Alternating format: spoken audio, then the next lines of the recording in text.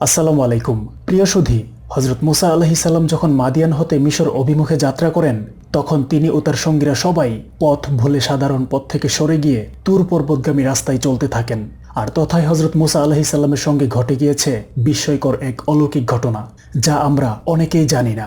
তাই আজকের আলোচনায় আমরা জানব তুর পর্বতে সেই দিন হযরত মুসা আলাইহিস সালামের সঙ্গে কি কি ঘটনা ঘটেছিল।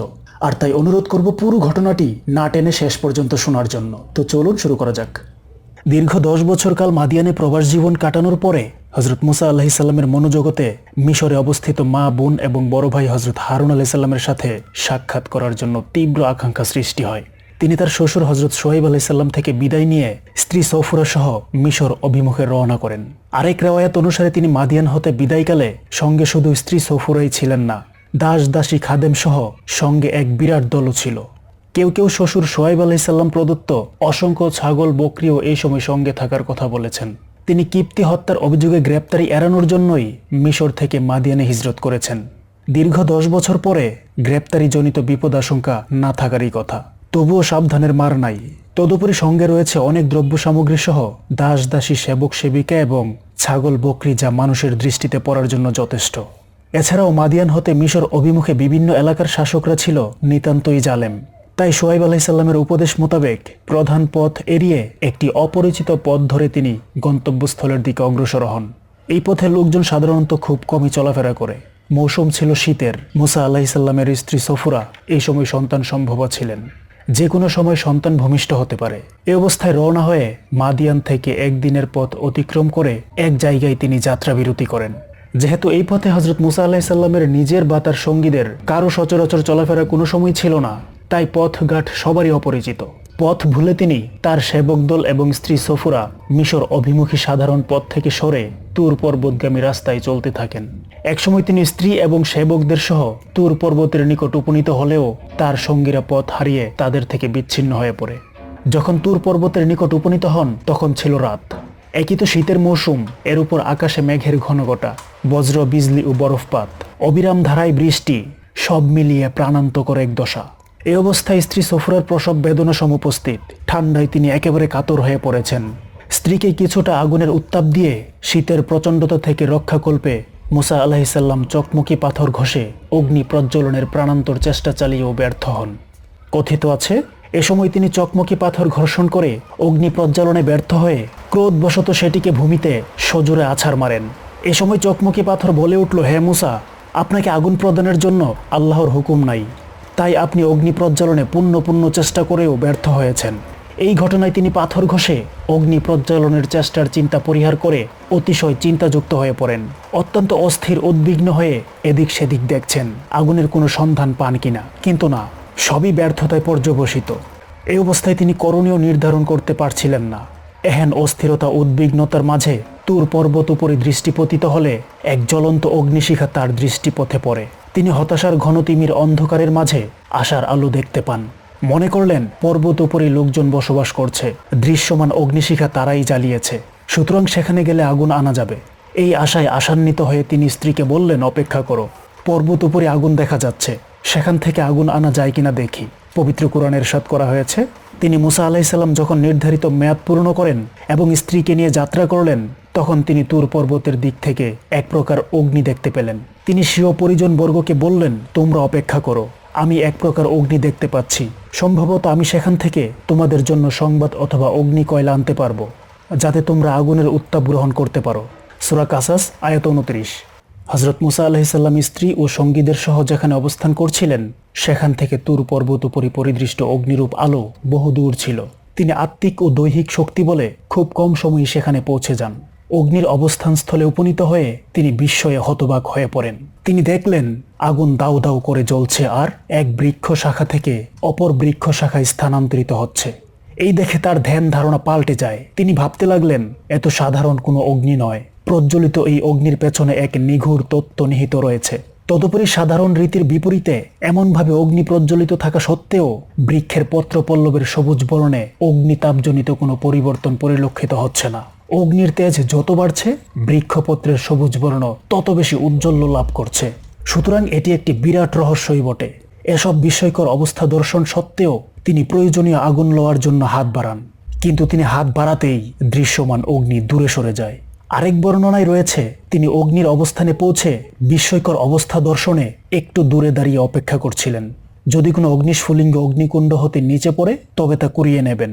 দীর্ঘক্ষণ অপেক্ষার পর কোনো অগ্নিস্ফুলিঙ্গ নিচে পতিত হতে না দেখে তিনি সামান্য শুষ্ক খড়কুটা হাতে নিয়ে হস্ত প্রসারিত করেন। তার ধারণা এতে খড়কুটায় আগুন লেগে তার উদ্দেশ্য সিদ্ধ হবে। কিন্তু তিনি হাত প্রসারিত করলে আগুন পেছনে সরে যায়। হাত সরিয়ে আনলে আবার স্বস্থানে ফিরে আসে। কয়েকবার এরূপ ঘটনা ঘটার পর তার মনে ভীতির সঞ্চার হয়, তাই ফিরে আসার চিন্তা করছিলেন। তিনি পেছনে ফিরতেই ধ্বনি এলো, হে মূসা, আমি আল্লাহ সমগ্র বিশ্বজগতের রব, পালনকর্তা, মালিক, প্রভু। কোরআন মাজিদে এরশাদ হয়েছে, যখন তিনি আগুনের নিকট উপনীত হলেন তখন উপত্যকার ডান পার্শ্ব হতে সেই বরকতময় স্থানে একটি বৃক্ষ হতে ধ্বনিত হলো, হে মূসা, আমি আল্লাহ সমগ্র জগতের পালনকর্তা। সূরা কাসাস আয়াত ৩০। তিনি আল্লাহ সমগ্র বিশ্বজগতের রব, পালনকর্তা। এই আওয়াজ ধ্বনিত হওয়ার পর বলা হলো, অতঃপর যখন তিনি অগ্নির নিকট উপনীত হলেন তখন ধ্বনি এলো, হে মূসা, আমি তোমার রব, পালনকর্তা। অতএব তোমার জুতা জোড়া খুলে ফেলো, তুমি এক পবিত্র ময়দান তোয়ায় রয়েছ। সূরা তোয়াহা আয়াত ১১-১৩। বিভিন্ন তাফসির গ্রন্থ যেমন তাফসিরে রুহুল মাআনি ও তাফসিরে বাহারে মুহিতে রয়েছে যে তুর পর্বত উপরে তোয়ার পবিত্র ময়দান অবস্থানকালীন মূসা আলাইহিস সালাম কোনো নির্দিষ্ট দিক থেকে নয়, বরং সর্বদিক থেকে সমভাবে আওয়াজ শুনতে পেয়েছিলেন।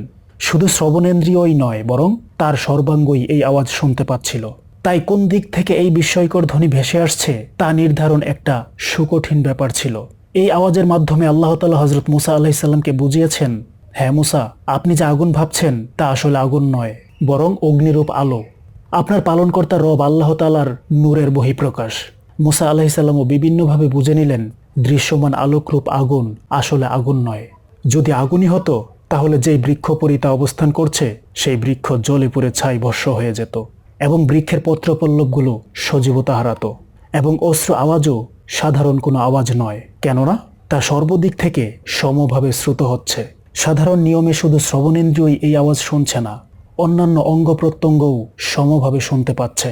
অথচ শ্রবণেন্দ্রিয় ব্যতীত অন্যান্য অঙ্গ প্রত্যঙ্গ শোনার কাজে ব্যবহৃত হওয়ার জন্য সৃষ্টি হয় নাই। সুতরাং সর্বাঙ্গে শ্রুত হওয়ায় দৃঢ়ভাবে প্রতীত হচ্ছে যে এটি কোনো সাধারণ ধ্বনি নয়, অবশ্যই এটি অসাধারণ কিছু। হাদিস গ্রন্থ মুসনাদে আহমদে হযরত ওয়াহাব বিন মুনাব্বাহ রাহমাতুল্লাহি আলাইহি সূত্রে একটি রিওয়ায়াতে উদ্ধৃত হয়েছে।